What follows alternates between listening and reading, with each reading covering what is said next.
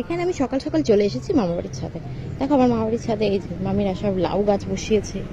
এখানে বাড়ি ভর্তি প্রচুর গাছ। এই যে কাঁঠাল গাছ, এই কাঁঠাল গাছটা টোটাল 11টা কাঁঠাল আছে।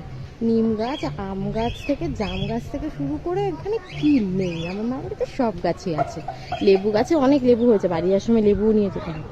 আর এখানে ছোটো মামি বসিয়েছে আমসত্ত্ব। দিদা নেই বলে কি হয়েছে, আমসত্ত্ব খাবো না, তাই আমাদের জন্য এখানে আমসত্ত্বও বসানো হয়েছে। এদিকে রয়েছে আমার মামার পাখি। এই যে পাখি, কত পাখি হয়েছে এখানে, ডিম ফুটে সব পাখিগুলো কিভাবে আমাকে দেখতে পেয়ে সবাই বলে যাবে আমি ওদেরকে কিনাকি করবো, কি অবস্থা দেখো। এই হচ্ছে পাখির পুরো ঘর। আর এদিকে নিচে আছে খরগোশ। খরগোশরা নিচে রয়েছে, আর পাখিদেরকে রাখা হয় ছাদের মধ্যে।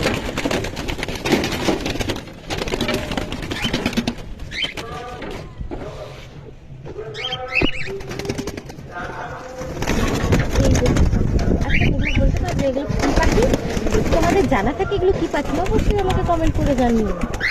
আর এই হচ্ছে আমার মামাবাড়ির পুরো এরিয়াটা। কালকে রথ আছে, তাই জন্য এখানে রথটাকে সারা রাত ধরে খুব করে সাজানো হয়েছে।